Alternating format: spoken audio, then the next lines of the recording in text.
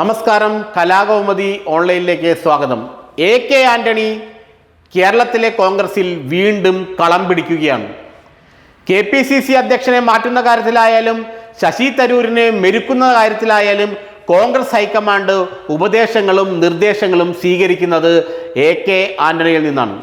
K ആന്റണിയുടെ നിർദ്ദേശമായിരുന്നു കേരളത്തിലെ കോൺഗ്രസ് നേതാക്കളെല്ലാം ഹൈക്കമാൻഡിനെ ചെന്ന് കാണണമെന്നും അവരുമായി ചർച്ച നടത്തണമെന്നും. അതിനെ തുടർന്നാണ് വരുന്ന ദിവസങ്ങളിൽ കേരളത്തിലെ കോൺഗ്രസ് നേതാക്കൾ എല്ലാവരും MP-മാരും മുൻ KPCC അധ്യക്ഷന്മാരും ഇപ്പോഴത്തെ KPCC ഭാരവാഹികളും വർക്കിംഗ് കമ്മിറ്റി അംഗങ്ങളും എല്ലാം ഡൽഹിയിൽ ഒത്തുചേർന്ന് ഹൈക്കമാൻഡുമായി കേരളത്തിലെ കാര്യങ്ങൾ ചർച്ച നടത്തണം. ഈ നിർദ്ദേശമുണ്ടായത് കെ ആന്റണിയുടെ ഭാഗത്തു നിന്നായിരുന്നു. ആ നിർദ്ദേശം കോൺഗ്രസ് ഹൈക്കമാൻഡ് ശിരസാ വഹിക്കുകയും കേരളത്തിൽ നിന്നുള്ള നേതാക്കളെ ഡൽഹിയിലേക്ക് വിളിപ്പിക്കുകയും ചെയ്തു. ശശി തരൂർ വളരെ വലിയ വിമർശനങ്ങൾ കേരളത്തിലെ കോൺഗ്രസ് നേതൃത്വത്തിനെതിരെ ഉയർത്തുകയും അദ്ദേഹം മുഖ്യമന്ത്രി സ്ഥാനാർത്ഥിയായി ഏറെക്കുറെ സ്വയം അവതരിപ്പിക്കുകയും ചെയ്തപ്പോഴെല്ലാം കോൺഗ്രസ് ഹൈക്കമാൻഡ് കെ ആന്റണിയുടെ സഹായമാണ് തേടിയത്.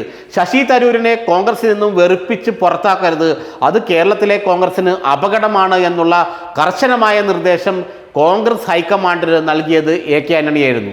അതുപോലെ തന്നെ KPCC അധ്യക്ഷ സ്ഥാനത്ത് നിന്നും കെ സുധാകരനെ ഇപ്പോൾ മാറ്റുന്നതും അപകടമാണെന്ന് കെ ആന്റണി കോൺഗ്രസ് ഹൈക്കമാൻഡിനെ ധരിപ്പിച്ചു. കാരണം സുധാകരനെ പോലെയുള്ളൊരു സീനിയർ നേതാവിനെ കോൺഗ്രസ് KPCC അധ്യക്ഷ സ്ഥാനത്ത് നിന്ന് ഇപ്പോൾ മാറ്റുന്നത് തെരഞ്ഞെടുപ്പിൽ അത് പ്രതിഫലിക്കും.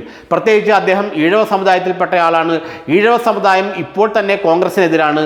ഇനി കെ സുധാകരനെ കൂടി KPCC അധ്യക്ഷ സ്ഥാനത്ത് നിന്ന് മാറ്റിക്കഴിഞ്ഞാൽ പിന്നെ ആ സമുദായത്തിൻ്റെ പിന്തുണ പൂർണ്ണമായും കോൺഗ്രസിന് നഷ്ടപ്പെടും.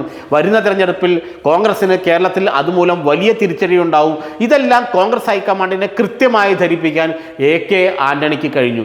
കെ ആന്റണിയുടെ വാക്കുകൾ വളരെ ആധികാരികതയോടെയും വിശ്വാസ്യതയോടെയുമാണ് കോൺഗ്രസ് ഹൈക്കമാൻഡ് കൈക്കൊള്ളുന്നത്. സോണിയാഗാന്ധിയും മല്ലികാർജുൻ ഖാർഗെയും രാഹുൽ ഗാന്ധിയുമെല്ലാം കേരളത്തിലെ വിഷയങ്ങളിൽ അവസാന വാക്കായി ഇപ്പോഴും പരിഗണിക്കുന്നത് കെ ആന്റണിയെ തന്നെയാണ്. കഴിഞ്ഞ ദിവസങ്ങളിൽ നടന്ന സംഭവ വികാസങ്ങളെക്കുറിച്ചെല്ലാം മല്ലികാർജുന ഖാർഗെ കെ ആന്റണിയുമായി കൃത്യമായി ചർച്ചകൾ നടത്തിയിരുന്നു. അദ്ദേഹത്തിൽ നിന്നും വിവരങ്ങൾ ആരാഞ്ഞിരുന്നു. കെ ആന്റണി കൊടുക്കുന്ന വിവരമാണ് കേരളത്തിലെ കോൺഗ്രസിനെ സംബന്ധിച്ചിടത്തോളം പൂർണ്ണമായ ഒരു തീരുമാനമെടുക്കാൻ കോൺഗ്രസ് ഹൈക്കമാൻഡിനെ പ്രേരിപ്പിക്കുന്നത്. മാത്രമല്ല KC വേണുഗോപാലിനോട് ഇടയ്ക്കിടെ കെ ആന്റണിയെ ചെന്ന് കാണണമെന്നും അദ്ദേഹത്തിൻ്റെ നിർദ്ദേശങ്ങൾ സ്വീകരിക്കണമെന്നും മല്ലികാർജുന ഖാർഗെ നിർദ്ദേശം നൽകിയിരുന്നു. രാഹുൽ ഗാന്ധി ആകട്ടെ ആഴ്ചയിൽ അല്ലെങ്കിൽ ഒരു മാസത്തിൽ ഒരു തവണയെങ്കിലും കെ ആന്റണിയുമായി വിളിച്ച് ഇത്തരം കാര്യങ്ങൾ ചർച്ച ചെയ്യുകയും ചെയ്യും.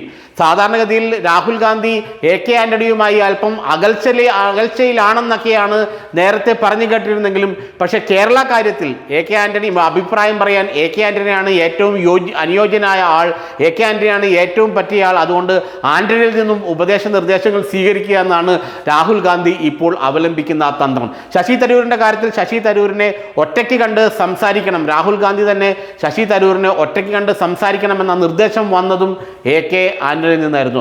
ആ നിർദ്ദേശം ശിരസാ വഹിച്ചാണ് രാഹുൽ ഗാന്ധി ശശി തരൂരുമായി ഒറ്റയ്ക്ക് സംസാരിച്ചത്.